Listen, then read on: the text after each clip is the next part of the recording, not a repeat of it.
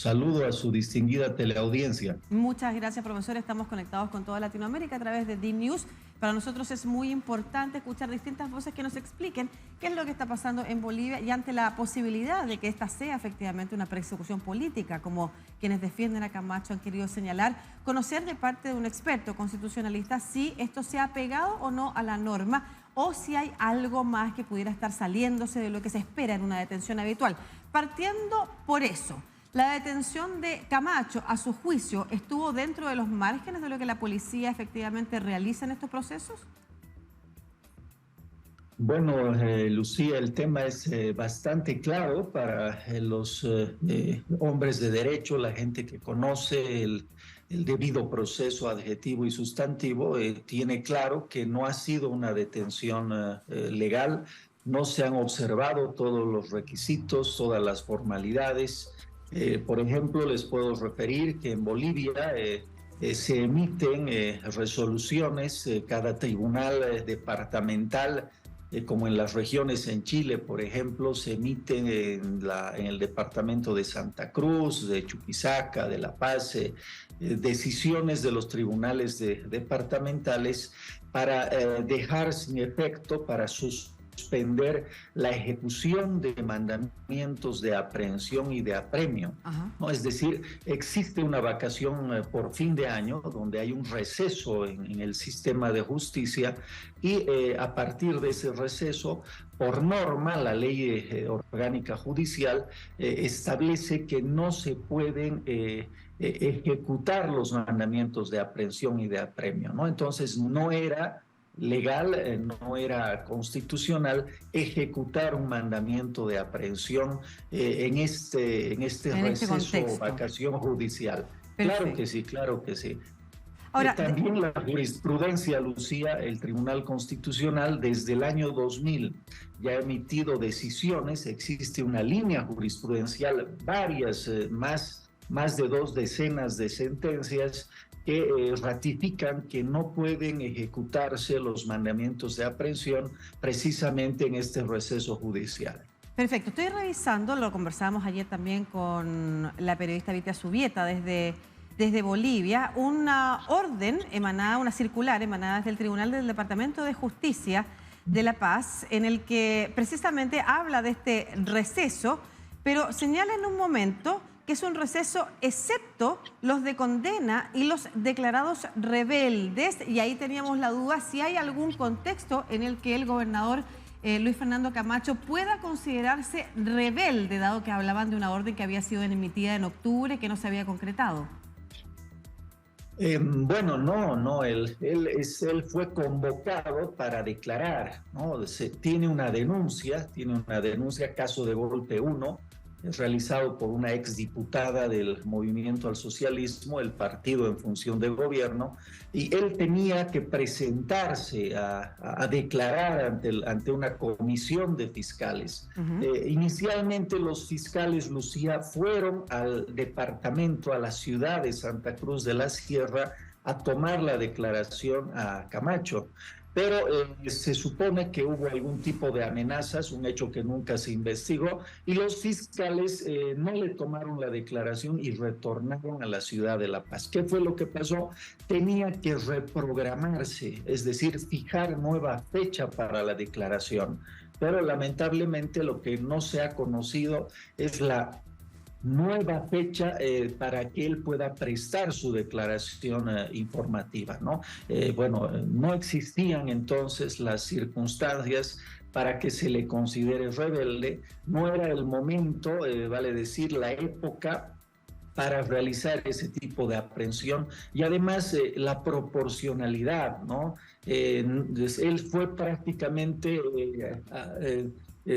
abordado en su vehículo con gente armada, con armas como más lacrimógenas, escopetas, que esto no se le hace ni al peor delincuente, ¿no? Lamentablemente no hubo proporcionalidad en la forma de la detención y lo digo como abogado, un jurista que no tiene ningún tipo de interés ni por favorecer a Camacho ni desfavorecer al gobierno para nada, sino que desde una perspectiva académica jurídica Claro. no se han dado las circunstancias para una detención legal. Y en ese contexto es que nos estamos comunicando con usted, precisamente con su calidad de académico constitucionalista, para revisar los hechos y ver si efectivamente hay cierta intencionalidad, distinta intencionalidad en la detención de Camacho, que pudiera entonces darle pie a las acusaciones de persecución política que hay en contra de este líder opositor por parte del gobierno de Luis Arce, o presiones que se podrían haber recibido del expresidente Evo Morales. También conversábamos ayer con la periodista Vieta Subieta respecto de lo que se comenta, discute, se analiza en los medios en Bolivia. Partimos entonces con una detención que usted considera que no se apega al debido proceso. ¿Las causas de la detención son justificables? Bueno, aquí también, Lucía, existe una vulneración ya al debido proceso sustantivo, la razonabilidad, la objetividad y la equidad, que son también elementos componentes de este debido proceso sustantivo, tampoco se han cumplido. Este es un juicio, y lo vamos a decir claramente, político. Es una persecución a un rival político del partido en función de gobierno. Es un juicio que se da por terrorismo. Es una figura, es un tipo penal muy difuso, muy ambiguo, que puede ser utilizado precisamente para perseguir a los rivales políticos, para amedrentar a esta gente que puede oponerse a las políticas de gobierno. Y lo que está claro, Lucía, es que en Bolivia no existe la garantía de justicia, ¿no? Claramente, hay que decirlo. El órgano judicial, el sistema de justicia, no responde a estos principios jurídicos de objetividad, de razonabilidad, de imparcialidad. El sistema de justicia está en este momento corrompido, influido negativamente, cooptado por el poder político. Hoy en día los jueces bolivianos no son independientes, la gran mayoría. La fiscalía ya no es un órgano que defiende la legalidad y los intereses del Estado como lo manda la Constitución, sino que se ha convertido en un brazo operador del poder político que hace y deshace, lamentablemente, y sigue instrucciones de un poder político. Entonces, lo que ha pasado ayer en la audiencia de medidas cautelares ha sido una decisión, Lucía, claramente una decisión política, no ha sido una decisión jurídica. Claro, porque una cosa es, por una parte, continuar un juicio político, o sea, continuar un juicio en realidad, que tiene además tintes políticos porque se ha perseguido lo que se relaciona con el golpe de Estado y la crisis política del año 2019. En ese contexto está presa, recordemos, la expresidenta interina también, Yanina Áñez.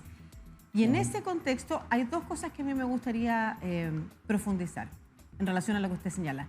Primero, si efectivamente en el marco de este juicio, incluso y por las razones que se le está acusando a Camacho, está en etapa de ser detenido. O sea, si en el contexto de una investigación hay pruebas suficientes como para detenerlo, más allá de que en este momento se supone que había un receso, eso acostumbra en las distintas regiones y departamentos de Bolivia, y entonces no habían condiciones estructurales para detenerlo, sino que según las acusaciones que se están haciendo contra Camacho, que son todavía en materia de investigación, entiendo, y esa era la pregunta que le quería hacer, no hay sentencia, no hay todavía juicio, efectivamente entonces está en el contexto de poder ser detenido o no. En este caso está con detención como medida cautelar.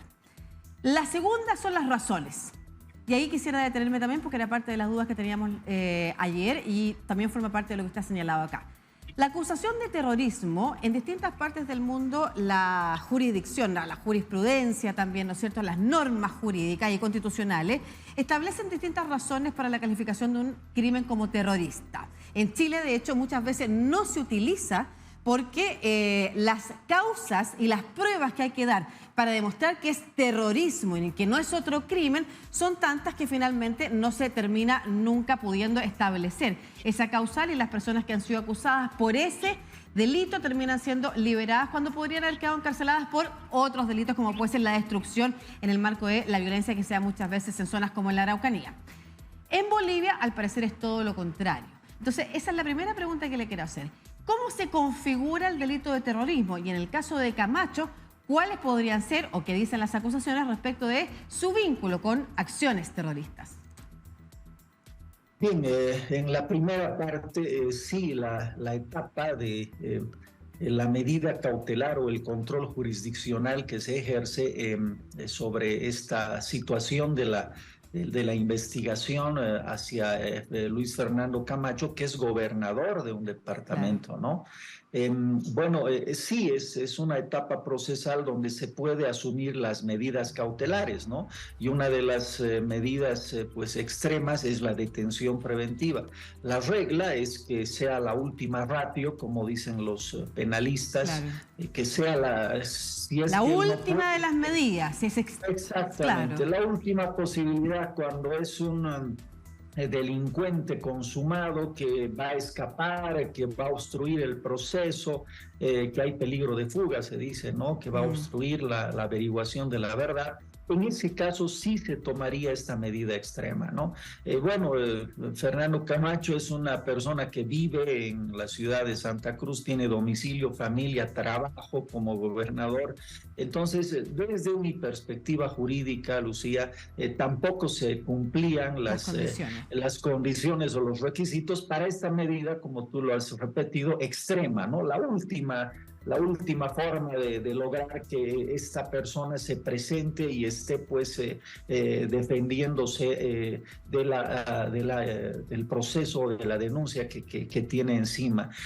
Bueno, pero de todos modos, reitero, la decisión ha sido política, no ha sido jurídica, y el juez seguramente ya tenía una instrucción para promover este tipo de medida extrema y ordenar su detención preventiva en el penal de máxima seguridad. No está yendo a un penal común, que es San Pedro, en la ciudad de La Paz, está yendo a Chonchocoro, que es una cárcel de máxima seguridad. Bueno, ese ha sido el contexto en el que Claro. tú me preguntabas, en primer lugar, si se daban o no las condiciones, y si era la etapa procesal correcta. Bueno, sí, él tiene en este momento una medida cautelar que ha sido impuesta por un juez cautelar. Nosotros dudamos de la independencia y la imparcialidad de este juez, y seguimos sosteniendo que en Bolivia no existe la garantía de justicia, no ha sido una decisión política. Sobre el delito que se le atribuye. Y tú bien has mencionado también que el terrorismo es un delito que puede ser visto desde diferentes perspectivas, ¿no? No es una tipología ambigua. Claro. Yo quisiera leerte, Lucía, el artículo Por 133 favor. en Bolivia del Código Penal. Establece lo siguiente: el que cometiere hechos punibles, o sea, cualquier hecho, ¿no es cierto?, que constituyan delitos contra la seguridad común, la salud pública, y atentare contra la seguridad de los medios de transporte, hasta ahora es un tipo bastante difuso, Claro. la vida, la integridad corporal, la libertad y la seguridad de los jefes de Estado extranjero o de otras autoridades que son internacionalmente protegidas en razón de sus cargos, con la finalidad de intimidar o mantener en estado de alarma o pánico colectivo a la población o a un sector de ella, u obligar a un gobierno nacional o extranjero u organización internacional a realizar un acto de abstenerse de hacerlo, subvertir el orden constitucional o deponer al gobierno elegido constitucionalmente. Este es el caso principal, ¿no? Ajá. Deponer al gobierno elegido constitucionalmente, ¿no? Será sancionado con presidio de 15 a 20 años sin perjuicio de la pena que le corresponde si cometiere tales hechos punibles. Entonces, Lucía, la acusación principal a Fernando Camacho es haber participado en un llamado golpe de Estado, ¿no? Este es el caso golpe de Estado 1. Y recordemos que Evo Morales precisamente fue depuesto de sus funciones como presidente del Estado Plurinacional de Bolivia a partir de una acusación de fraude electoral. Esta es la perspectiva de la oposición. Esta es la perspectiva de la Organización de Estados Americanos y es la perspectiva de entidades internacionales como la Unión Europea, por ejemplo, ¿no? Y existe otra perspectiva política que dice que no ha habido fraude electoral, sino que ha habido un golpe de Estado encubierto. ¿Por qué? Porque se supone que Evo Morales ya no podía continuar por un tercer mandato en la presidencia y él quiso cambiar la constitución y desobedeció un mandato directo del pueblo que se había expresado en disponiendo que no debería haber una tercera reelección. Evo Morales desobedece. Se descubren intervenciones en el proceso electoral. También tenemos aquí lo que se llama el poder electoral, el órgano electoral, que es el que garantiza la transparencia en las elecciones, ¿no? Que también obviamente está influido por el poder político. Ahora, si te das cuenta de lo que hablo, es muy subjetivo decir claro, porque, el orden interno. Pero además lo relevante, para el caso golpe de Estado 1, además, es que no se ha zanjado judicialmente qué fue lo que pasó en el 2019. Hay, como usted señala, organismos internacionales diversos, la OEA, la Unión Europea y otros, y además se suma el mismo pueblo bolivariano en un plebiscito señalando que no se puede cambiar la Constitución para que Evo Morales esté en un tercer mandato. Sin embargo, Evo Morales va a un tercer mandato, finalmente termina dimitiendo, lo que da de alguna forma la razón a quienes señalaban que esto era o parte de un fraude o parte de acciones que vulneraban la Constitución. Sin embargo, se sigue estableciendo que lo que hubo fue un golpe de Estado por parte de un lado político, como usted decía, como una visión política, pero es porque la justicia boliviana tampoco y el mundo político ha acordado definitivamente que fue lo que pasó. En ese contexto, entonces, que se puede detener a quienes promovieron que Evo Morales no pudiera seguir con el mandato, a quienes promovieron que efectivamente Evo Morales no pudiera continuar con una presidencia como él establecía. Quiero, en una situación que es muy compleja, que por supuesto tiene tintes de cuestionamiento por parte de juristas como usted y del mundo político respecto de cómo se está procediendo con los opositores del gobierno, quiero mencionar que el Comité Pro Santa Cruz ha señalado en un documento que ha emitido ayer que le exige al Poder Judicial que no se preste más al manoseo político y haga respetar la independencia de los poderes, condición esencial de la institucionalidad democrática del Estado de Derecho. Y con esto quiero terminar. Estamos hablando con Marco Valdivieso, académico constitucionalista, ex magistrado decano del Tribunal Constitucional, ex asesor de la Asamblea Constituyente de Bolivia, que también en esta entrevista nos ha dicho en repetidas ocasiones que el Poder Judicial está cooptado por los poderes políticos. ¿Cómo se llegó a esa situación? ¿De qué manera es posible establecer pruebas, más allá de lo que usted señala que podrían ser subjetividades, de que efectivamente el Poder Judicial ya no está operando de forma independiente? Bueno, Lucía, no es el primer caso y no es la primera vez que nosotros los bolivianos vemos este tipo de resoluciones. El 21 de febrero nosotros fuimos a un referéndum y ahí el pueblo decidió negarle a Evo Morales la reelección.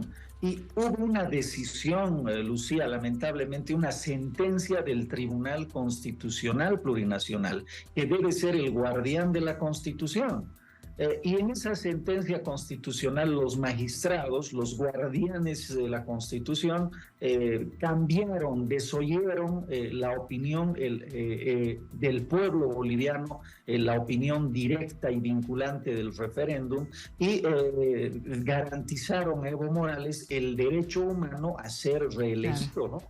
Eso fue consultado por Colombia ante la Corte Interamericana de Derechos Humanos y obviamente no se puede desoír a un pueblo el principio de soberanía popular. La voz del pueblo es la voz definitiva, es la autoridad definitiva dentro de un Estado. El gobierno es un servidor del pueblo. Pero, para que te des cuenta, Lucía, el propio Tribunal Constitucional, el guardián de la Constitución, emitió una sentencia constitucional posibilitando la tercera reelección de Evo Morales. Entonces, iba en contra de la propia Constitución boliviana. Esa es una clarísima muestra en contra de la propia Constitución. Tienes razón. Esa es una clarísima muestra, un indicador de lo mal que anda el sistema de justicia en Bolivia. Pero tenemos, Lucía, para cerrar, si me permites, los juristas y ciudadanos independientes en Bolivia estamos promoviendo otros referéndum para modificar la Constitución y garantizar la independencia del órgano judicial y del sistema de justicia en Bolivia, ¿no? Por cierto, lo que hemos hecho en esta entrevista se debe aclarar, no es una apología del gobernador de Santa Cruz, sino es un análisis jurídico académico de lo que está aconteciendo en Bolivia. Lo que le ha pasado al gobernador, una persona con mucho poder económico y mucho poder político, es anticonstitucional, se han vulnerado los derechos y garantías del debido proceso legal a esta persona que tiene muchas posibilidades para ejercer su defensa. Entonces, esto nos muestra que los ciudadanos bolivianos estamos pues a merced del poder político. En este momento no existe una garantía de justicia en Bolivia. Cualquier persona que se oponga a las medidas o políticas del gobierno puede ser lamentablemente sujeto de amenazas, persecución, ya no por dictaduras, por paramilitares como se acostumbraba en esas épocas, sino ahora los que persiguen y amenazan los derechos de los ciudadanos son los fiscales y los jueces que están al servicio del poder político y no al servicio del pueblo boliviano en este momento. Muchas gracias por esta conversación. Como usted decía, Marco Valdivieso, nosotros sabemos, y esto la ciencia también lo ha tratado de despejar, no existen miradas que sean puramente técnicas, sino tener una visión también de la vida, de lo que se espera de la política, de lo que se espera en este caso de la justicia. Y por supuesto, en este contexto, la conversación tiene que ver con que da lo mismo. En este caso estamos hablando de esto a propósito de Camacho, pero puede ser cualquier otro ciudadano que esté expuesto, y eso es lo que usted nos ha querido manifestar, a estos tribunales de justicia que están actuando, o tribunales constitucionales que están actuando, cambiando, tergiversando y permitiendo que la Constitución se vaya adaptando a los intereses de un poder político en particular. Muchas gracias, académico constitucionalista, ex magistrado decano del Tribunal Constitucional, ex asesor de la Asamblea Constituyente de Bolivia, asesor además en materia constitucional de derechos humanos y pueblos indígenas, entre otros cargos, por esta conversación con toda Latinoamérica a través de DNews, explicándonos lo que está pasando en Bolivia. Una difícil situación que por supuesto tensa más los conflictos sociales que ya se han iniciado, en particular entre Santa Cruz, el pueblo de Santa Cruz, y el resto del oficialismo, ¿no es cierto? Pero que, como usted bien comenta, involucra a todos los ciudadanos y las ciudadanas de Bolivia. Que esté muy bien y que pase de todas maneras unas buenas fiestas de fin de año. Pues es otro tema, la injusticia genera este tipo de violencia, Lucía. Es grato estar en este programa tan visto en Latinoamérica y bueno, un saludo a todos los hermanos latinoamericanos. Muchas gracias, que esté muy bien.